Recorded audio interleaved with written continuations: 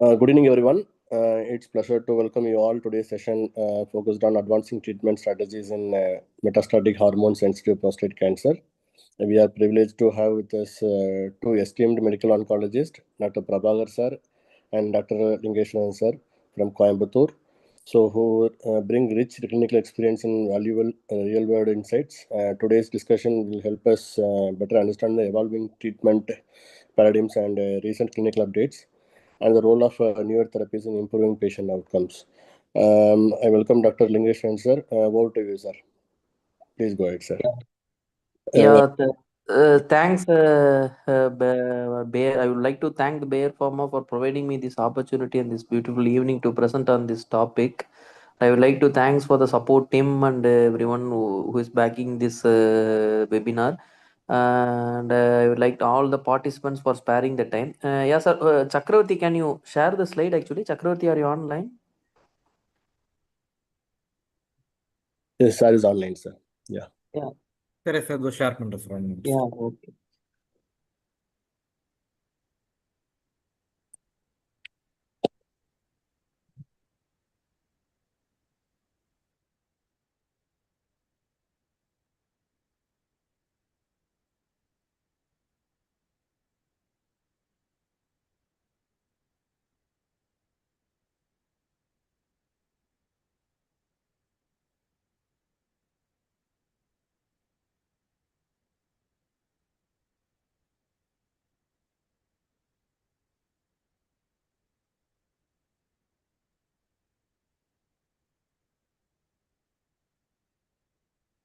Slides visible இருக்குங்களா sir? Slides are visible, Chakravarti.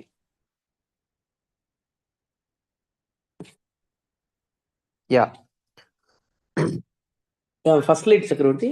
We are going to what we are going to discuss is treatment landscapes on metastatic hormone sensitive prostate cancer. We are going to mainly discuss on ARA note and comparison with the ARASENS trial. Next slide, Chakravarti. So this is the brief timeline actually for treatment, the standard of care treatment in metastatic hormone sensitive prostate cancer, how it has evolved to current treatment paradigm.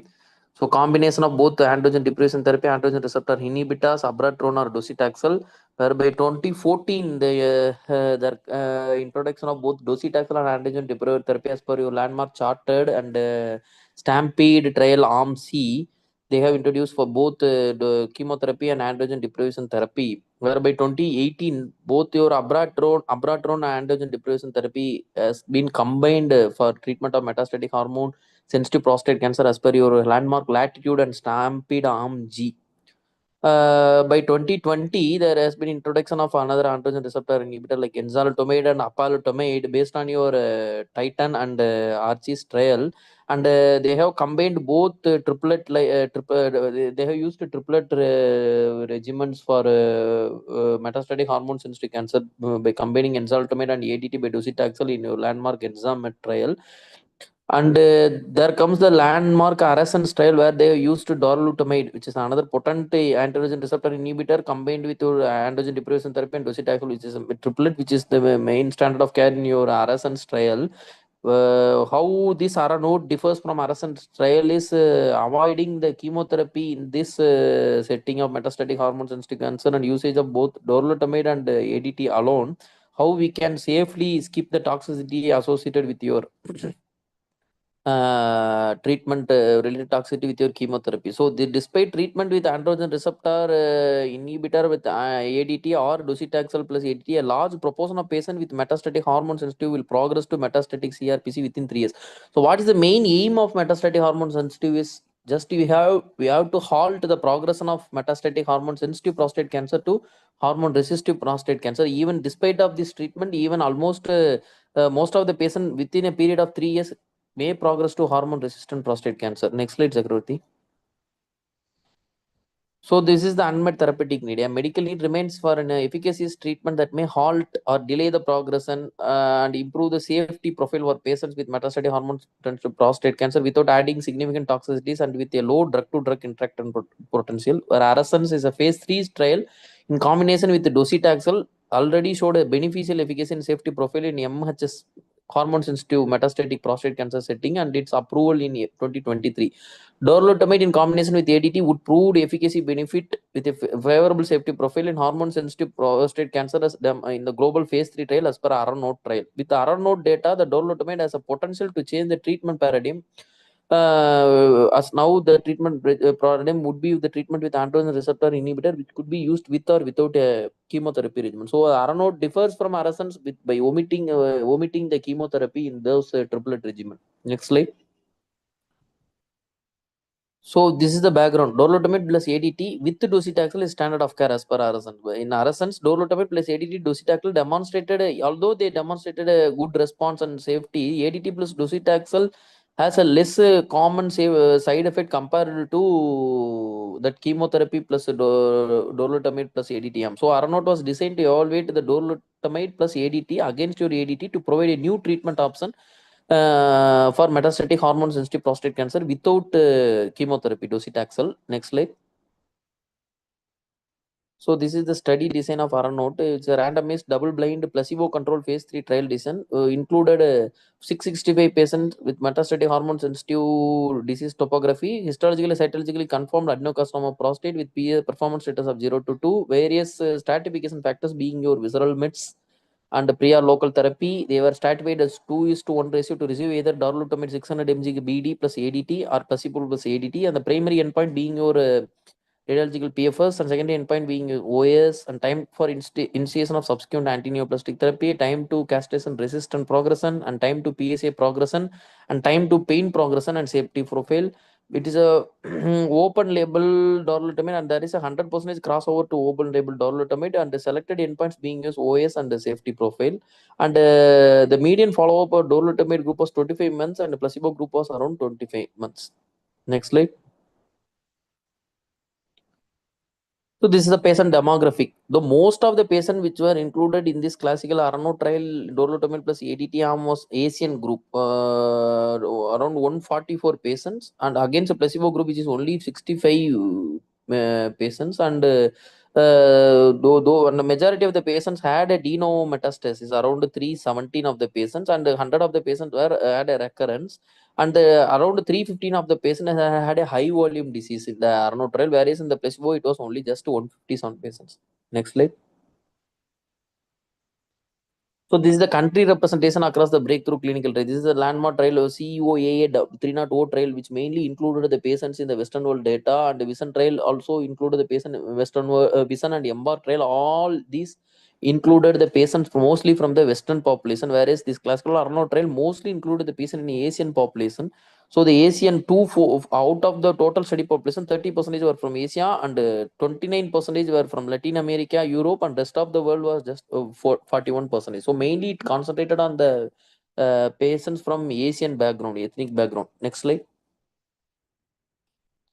So this is the country representation across breakthrough clinical trials, whereas in the ARANOTE trial, around 65% of patients were from China, and from India it were around 61%, and from Australia, New Zealand it constituted around 10 to 12%. Next slide. So the dorlotamide plus ADT arm significantly reduced the risk of radiological progression or death by 46% against your placebo plus ADT arm. As you can see in the chart, the dorlotamide ADT arm with had a significant reduction in the radiological PFS with a hazard ratio of 0.54%, which was statistically significant, and a median follow-up for dorlotamide arm being group being 25 per 3 months and placebo group being 25 months. Next slide.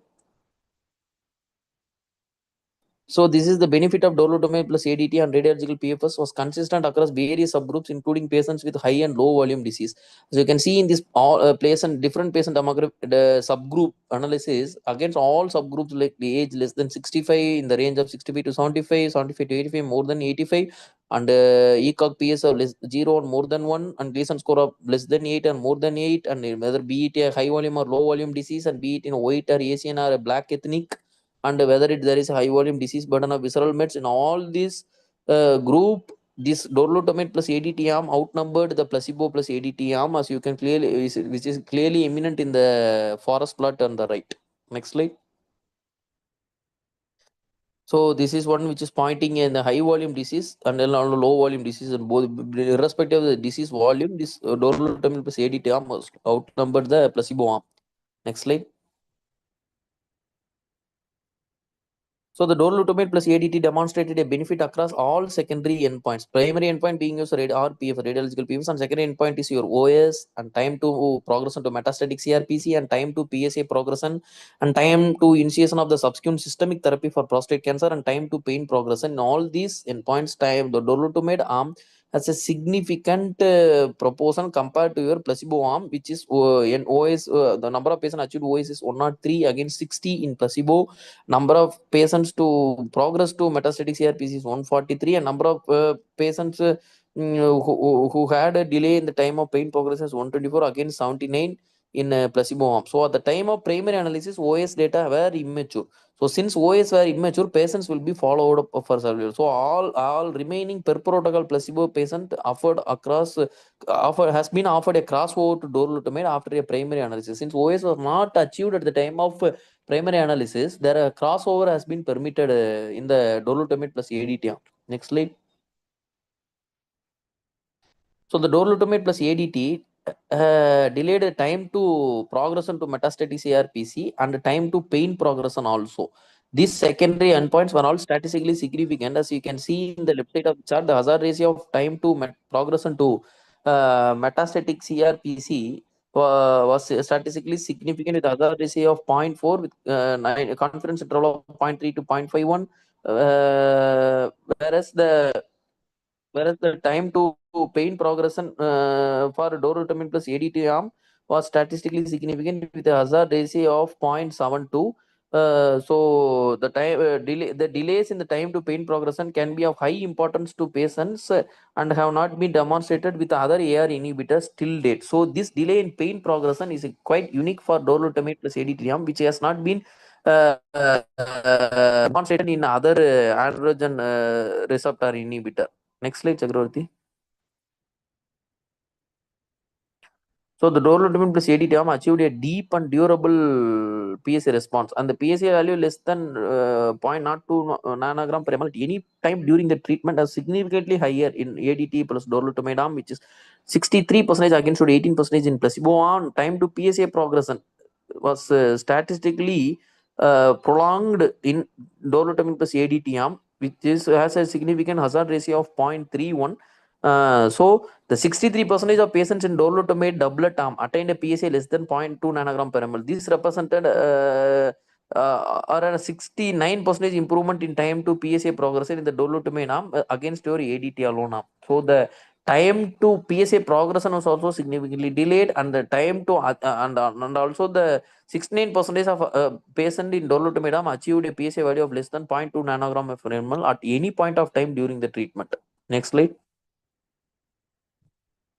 So a higher proportion of patients achieved undetectable PSA less than 0.2 nanogram per ml with dolutegravir arm against placebo arm in both high volume. So as I mentioned in the previous slides, across all patient demographics, be it a high volume or low volume disease, the high proportion of patients achieved undetectable PSA value less than 0.2 nanogram per ml. In the left side of the chart, as you can see, in a high volume disease, the dolutegravir arm at 24, 36, 48 weeks and at any point of time, a significantly outnumber a placebo arm at which is 44 months, 47, 50 months, 50 months, and 55 months against, and median average of 13 months in placebo arm. Whereas in low volume disease, it had quite a bit bigger advantage than your placebo arm, where the time for which is almost 72 percentage against your median against 18% in your placebo arm. Next slide.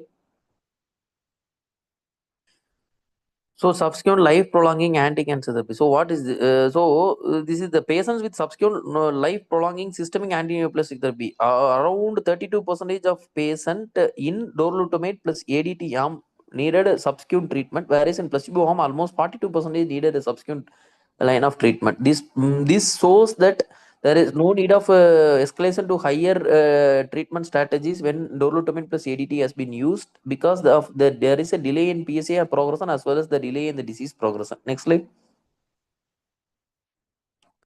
So the incidence of adverse event was similar between the two treatment groups, and discontinuation were lower in dolutamide. So as you can see, any adverse event was reported in more than 405, and grade 3 or 4 toxicity was almost same, almost 30% in both arm. And also the leading to permanent discontinuation, around only 6.2% of the patient had a permanent discontinuation against a placebo arm. So the median treatment duration was 24 months in the dolutamide arm versus 17 months in the placebo arm. The safety profile of dolutamide in ARANOTE was independent of PSA response and consistent with favorable tolerability, first seen in ARAMIS and ARASENS trial. Next slide. So the most common adverse effects were low and similar between the two treatment arms. So you can see the fatigue was most common observed in both the dolutamide and placebo arm was almost actually significantly same. Rest all the side effects were of grade 2 to 3, grade 1 to 2 or 2 to 3. So there were adverse events were significantly low in dolutamide arm, and it was also significantly similar between the two treatment arms at any point of time. Next slide.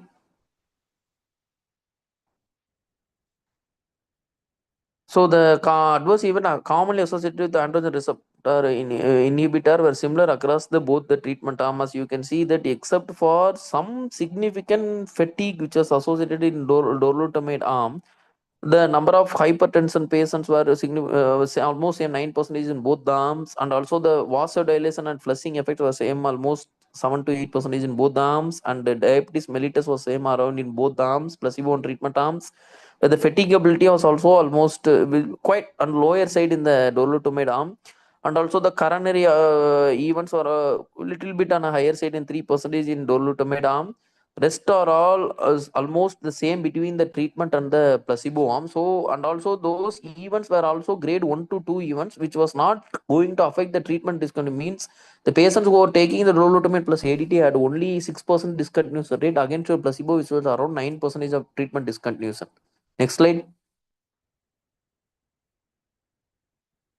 So dolutamide confers a positive, in fact, high quality of life. So dolutamide extended median time to deterioration in FACT-TP total score by 5.1 months against your placebo. So dolutamide is the first and only androgen receptor inhibitor to demonstrate clinically meaningful delay in pain progression and overall well-being. So as you can see in the slide, that dolutamide, the time to deterioration in total FACT-TP's total score are not specified exploratory endpoint. This has a hazard ratio of 0.76 with a confidence interval of 0.61 to 0.94 as per ASCO data, which is presented in 2025. Next slide. So dolutamide doublet therapy demonstrated clinically meaningful delay in deterioration of overall well-being, especially on social, functional, and urinary symptom domain. As you can see that social and family well-being, dolutamide have achieved patients who had achieved well-being was social and family well-being was 55% against a placebo of 60%, and also functional well-being of 55% against a placebo of 61%. Those patients achieved urinary symptom of 40% against 46% in placebo. Next slide. These are the data which has been presented in recent ASCO. So these are the trial charted, whether there was always a difference of outcomes between a high volume, low volume disease, and latitude, which is preferably used in high risk disease, and Stampede. Stampede has proved the usage of RT2 prostate as a better OS benefit. And the Stampede trial has a lot of arms, AC and G arms. So abiraterone for both low and high volume disease has been proven in Stampede G arm. Low volume disease doublet is usually preferred. Enzalutamide, dolutamide, and others, and high volume disease chemo with doublet is always a better option. And peace trial, apalutamide triplet in high volume has proven OS, and low volume PF had a proven good PFS, and RT has also proved a PFS benefit. These are the landmark trials. Next slide. So conclude, dolutamide plus ADT significantly improved radiological PFS in patients with metastatic hormone-sensitive prostate cancer. Dolutamide showed a benefit across all secondary endpoints. Dolutamide was associated with a deep PSA response regardless of baseline PSA. The dolutamide is the first and only AR inhibitor to demonstrate clinically meaningful delays in pain progression, overall well-being, including social well-being, functional well-being, and urinary symptom. So dolutamide also has a better safety profile. Dolutamide plus ADT without docetaxel should become an additional standard of care for metastatic hormone-sensitive prostate cancer. I think we have come to the end of the presentation.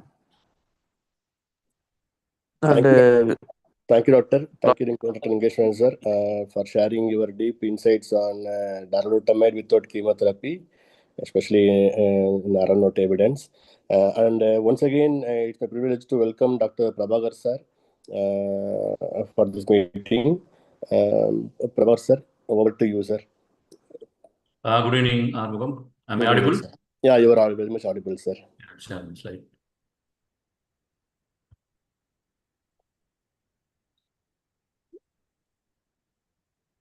Yes, sir. Slides are visible, sir.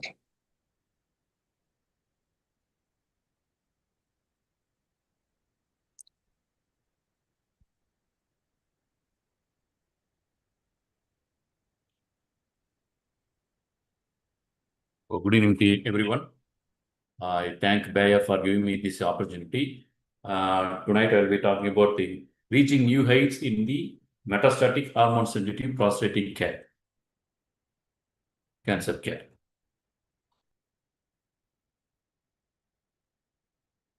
So this is my disclaimer. So we all know prostatic cancer can be presented in these two ways. One is maybe present as localized or locally advanced prostatic cancer, but it is very less in percentage. And usually we treat it with radical prostatectomy or radiotherapy with or without ADT. And after a certain period, we'll be monitoring the patient using the serum PSA level. Once the serum PSA level is rising, then we call it a biochemical recurrence, provided if we evaluate after the PSA raised by PSMA PET, if there is no radiological disease, then we call it a biochemical recurrence. And we tend to treat the patient with the standard of care is the androgen deprivation therapy till the patient becomes non-metastatic CRPC or metastatic non-metastatic followed by metastatic CRPC. Or the patient may be presented upfront as metastatic hormone-sensitive prostatic cancer. And that case also will be giving androgen deprivation therapy only. The biochemical recurrence may progress as primary progressive metastatic HSPC. Once again, the treatment is ADT. So all these three scenarios will be the standard of care is androgen deprivation therapy so far. So the main important thing is development of metastatic castration-resistant prostatic cancer. As far as this patient is in metastatic hormone-sensitive prostatic cancer or non-metastatic CRPC, the patient will have a good survival. We have to prolong this period and prevent the patient progressing into metastatic CRPC. Once the patient goes into the metastatic CRPC, then the course of the disease will be very aggressive and it will be rapidly progressive, ultimately resulting in terminal disease or death. So we have the opportunity to delay the metastatic CRPC and further improve the outcome of the disease as well as the outcome of the patient. We all know STAMPEDE is a very landmark trial, which is a it's a platform trial, which has multiple arms. It has tried chemotherapy in the form of docetaxel. It has tried ARPAs like abiraterone, enzalutamide, apalutamide. It also tried radiotherapy in low volume diseases. It also has an arm that contains a metonomic chemo in the form of metformin as well as celecoxib plus or minus zoledronic acid.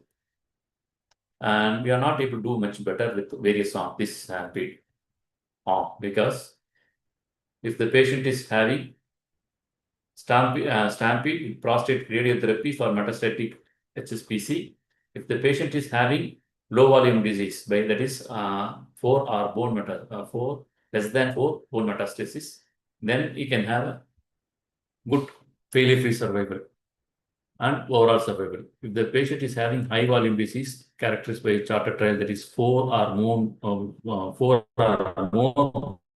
metastasis, the failure survival as well as overall is not different in the RT plus IDT.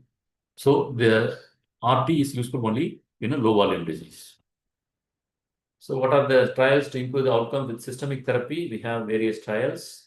Our main agent is the docetaxel, which has tried in chartered trials, Stampede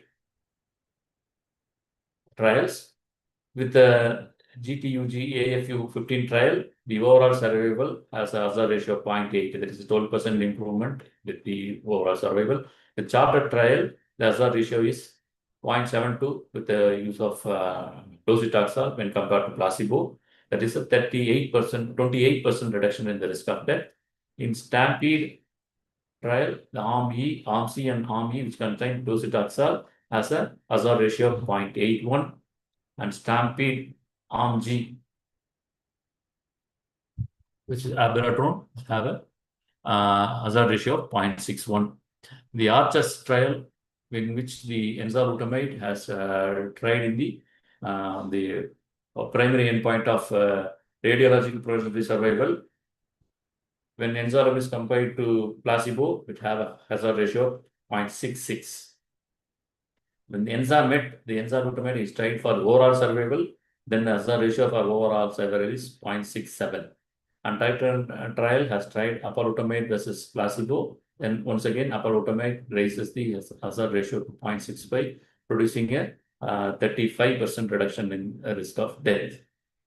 Then we have the triplet drug, namely the PEACE trial, which tried ADT, triplet ADT, docetaxel plus abiraterone have a 0.75 hazard ratio, and this benefit is seen mostly in the overall survival benefit is seen mostly in the high volume disease. In low volume disease, the overall survival advantage is not much, whereas the other trial, the landmark trial, is the Arisen trial, which is a triplet containing androgen deprivation therapy, docetaxel, along with darolutamide, offered a hazard ratio of 0.68, and it has worked both in the high volume as well as the low volume diseases. So based on these trials, we have now wealth of data to support the newer agents and chemotherapy agents, and we have plenty in our hand. It is up to us and the patient's comorbidities, patient's performance status, patient's preference, physician's preference also come into play in deciding the course of the treatment. The chartered trial in docetaxel was used in metastatic HSPC. The overall survival in high volume disease is 51%, 51 months compared to 34.4 months when used ADT alone without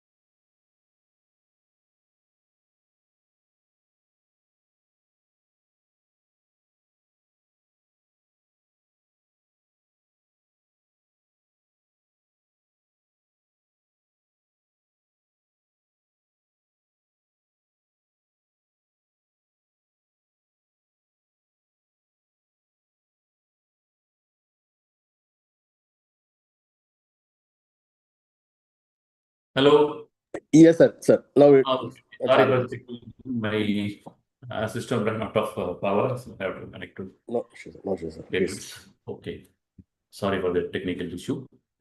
So in the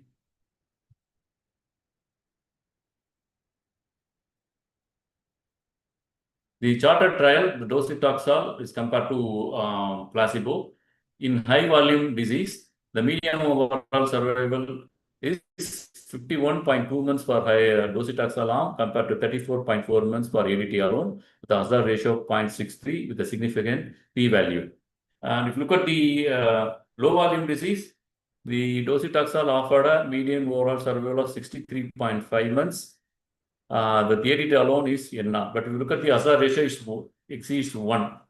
The p-value is not significant. So the docetaxel is not useful when the patient is having low volume disease.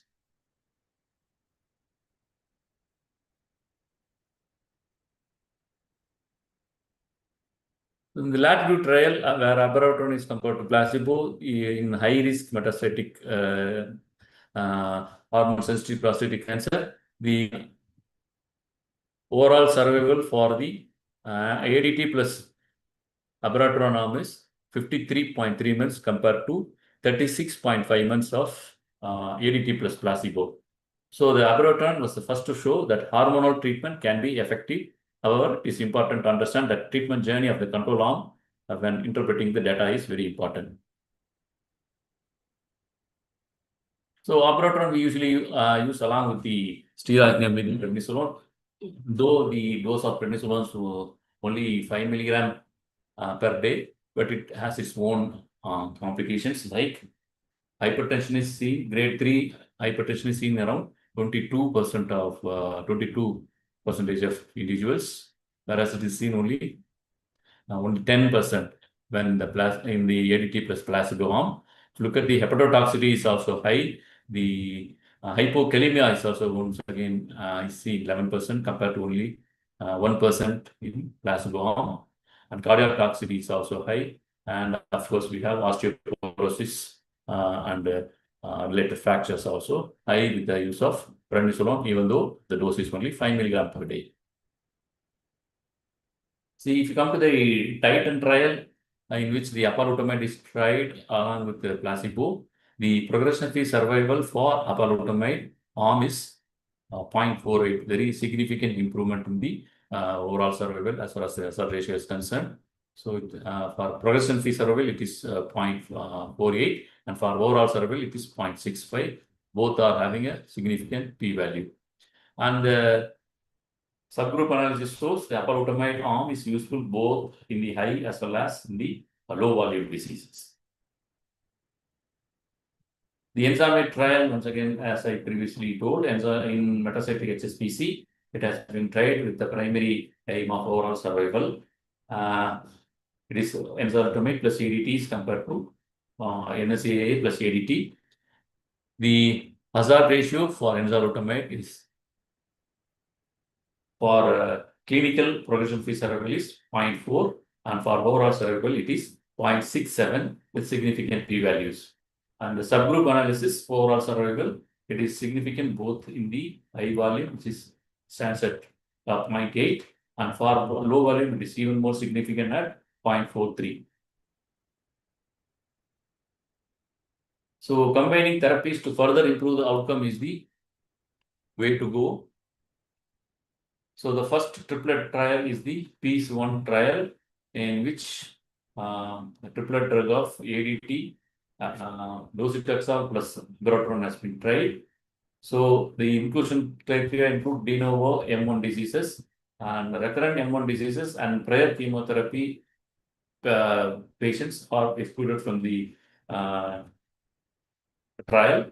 And the disease extent definition is defined as high and low volume based on the chartered trial. And the patient should have a good performance status.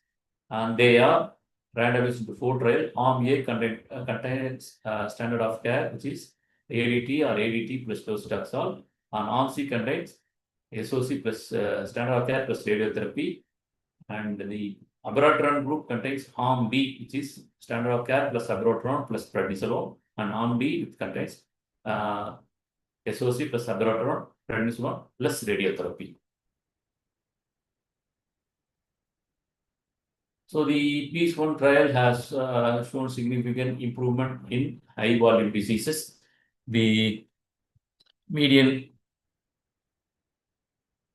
survival is 5.1 for standard of care plus abiraterone, where it is only 3.5 years for standard of care, with a hazard ratio of 0.72 favoring the use of abiraterone. In low volume diseases, the significant is the difference is not much. The median survival is not reached both for the SOC, abiraterone arm compared to a standard of care arm, with a hazard ratio of 0.83. The p-values 0.66, which is not significant. This led to a confirmation that in high volume disease, you could improve outcomes by adding abiraterone to docetaxel compared to docetaxel alone. In low volume disease, it did not seem to be as beneficial as in high volume disease. So that's why we have the second triplet drug trial, namely the ARASENS trial, which is a globally randomized, double-blind, placebo-controlled phase 3 trial, in which patients who are having metastatic hormone-sensitive prostatic cancer with good performance status are recruited. And stratification is based on M1A versus M1B versus M1C, and alkaline phosphatase level above the upper limit of normal versus below the upper limit of normal. And they were randomized to the experimental arm, which contains docetaxel 6 cycles along with darolutamide 600 mg twice daily plus ADT. The control arm contains of docetaxel, placebo plus ADT.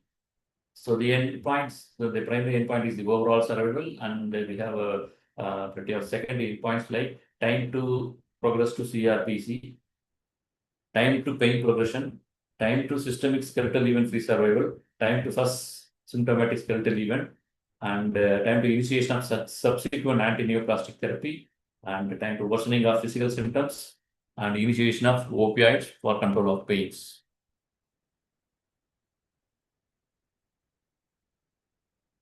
So with the overall survival in overall population, the darolutamide at the end of 51 months, the darolutamide arm have 63% survival benefit compared to only 50% in the placebo arm, with a hazard ratio of 0.68.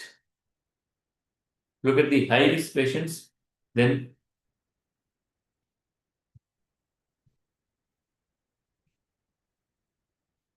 the experimental arm darolutamide, the median overall survival is not at least for whereas the placebo arm it is 43.2 months with a hazard ratio 0.71. In low risk disease also, it is having significant improvement in the overall survival with the help of darolutamide.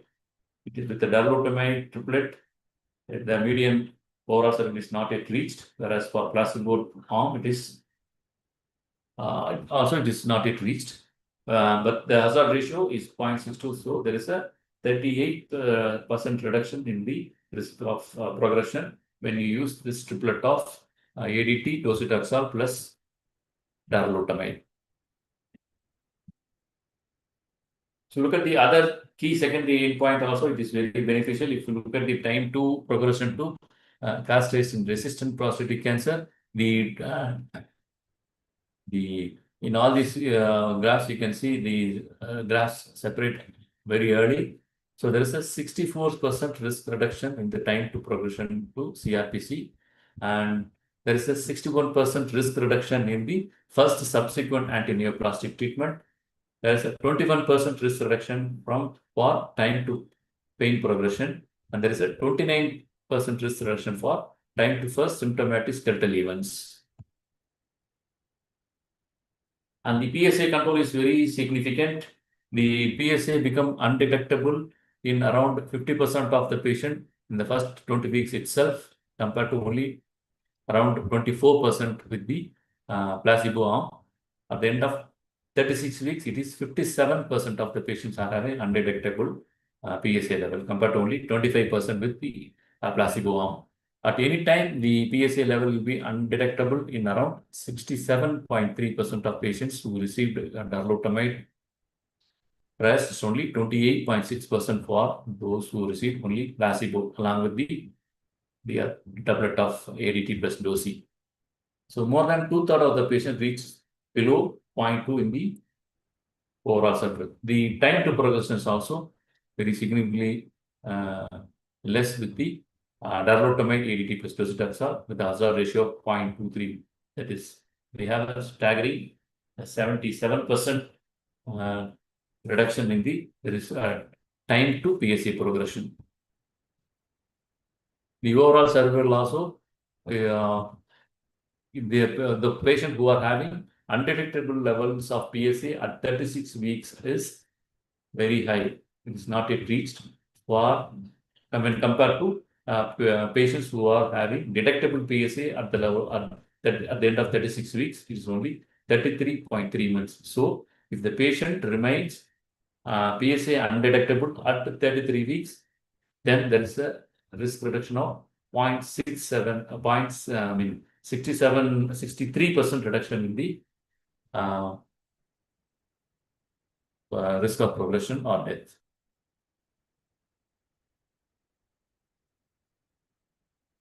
The PSA response in subgroups like high volume as well as low volume diseases. You can see in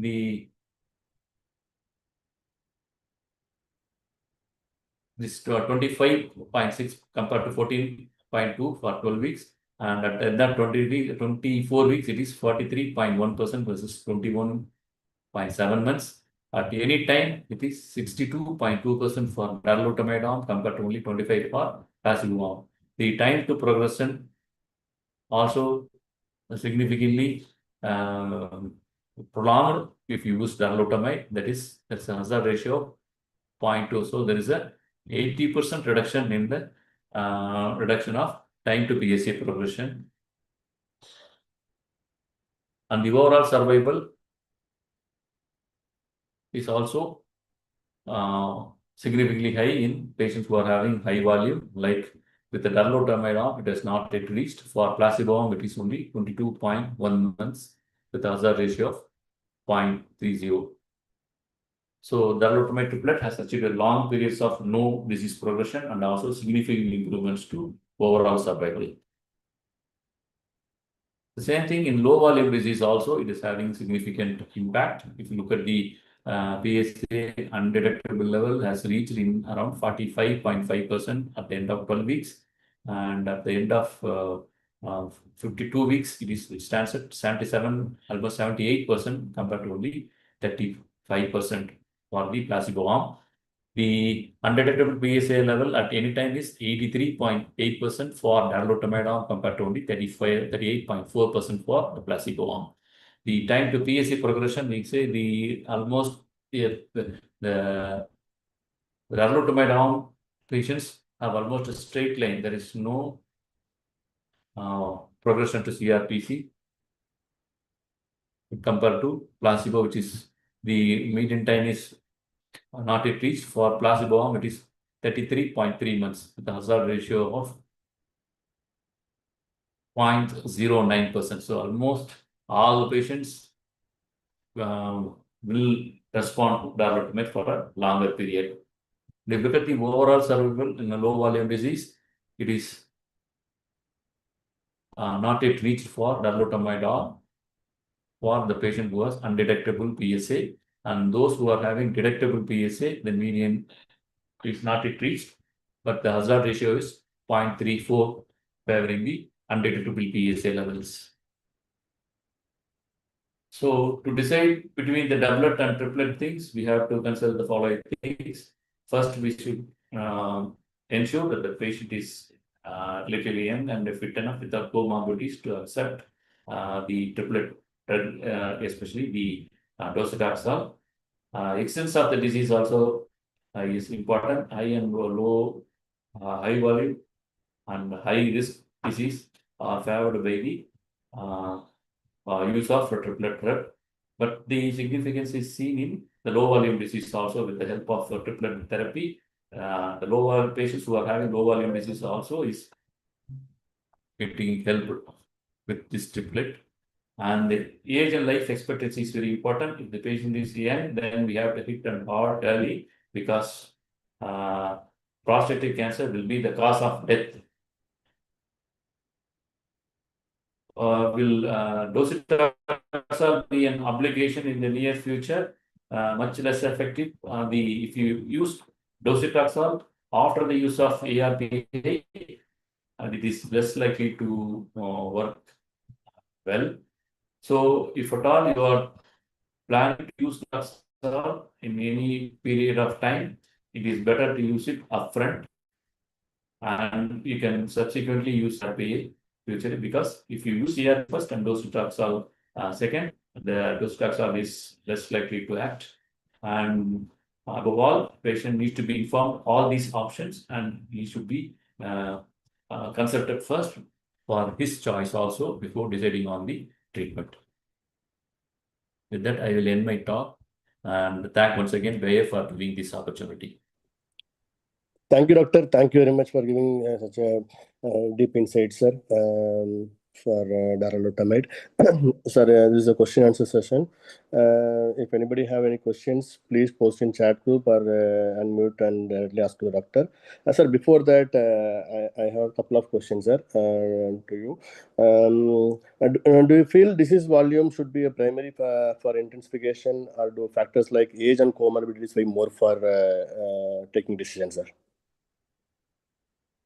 This is factor or Yeah.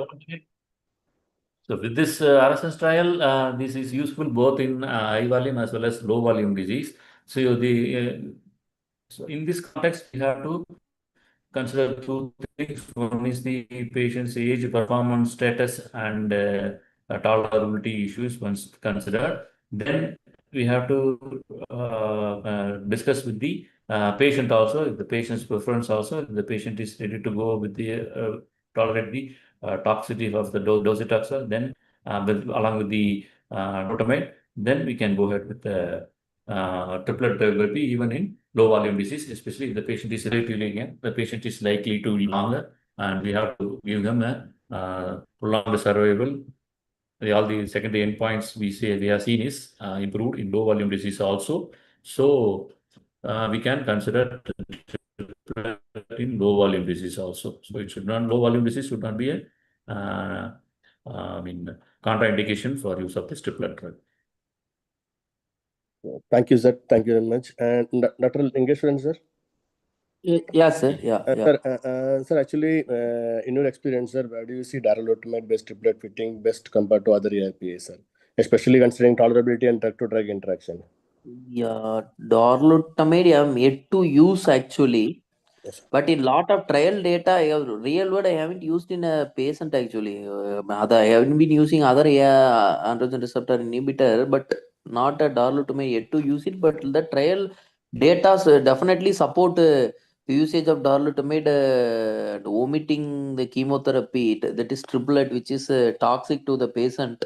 Irrespective in this Arano trial also, it supports the use of darolutamide, be it in either in both in a high volume and low, irrespective of volume status. Actually, there is not a clear-cut demarcation in when it comes to practice between what you so-called the low volume or high volume disease. Yes. On this landmark trial actually has a proven benefit irrespective of the disease burden. That's the major advantage of this Aranaut and Arasens trial actually. Absolutely, right, sir. Absolutely, sir. Sir, Prabhakar, sir, one more question, sir. Sir, how when it comes to borderline fit patients, sir, borderline fit patients, how do you decide between doublet and triplet, sir? Borderline means sir, the patient not fully fit or partially fit for docetaxel therapy. So how do you decide? It's better to go with ARPA alone. Any of the ARPA PLI, we can use it with the help of any of whichever is available. All are found to be useful. Darolutamide, apalutamide, enzalutamide, even abiraterone has been shown to be effective at least in high volume diseases. In borderline disease, I think we can use apalutamide as well as enzalutamide, which has shown improvement in the low volume disease also. So I think I will go with either darolutamide or apalutamide in this borderline. The patient is not willing for docetaxel. Thank you, sir. Thank you very much, sir. Yeah. So I think there is no questions from the audience side. Okay. We can conclude the meeting, sir. Thank you. Sir, once again, thank you very much for joining the meeting, especially Dr. Prabhakar sir and Dr. Lingesh sir. Thank you once again, sir. Have a good evening, Thank sir. you. Yeah, I would like to thank Bayer Thank for you. providing the opportunity. I would like to thank all the coordinator and tech team and participant and Prabhakar sir for nice smooth conduct of this meeting. Thank you, sir. Thank you very much for joining, sir. Thank you. Thank you. Good day to you, sir. Good night. Same. Tech team.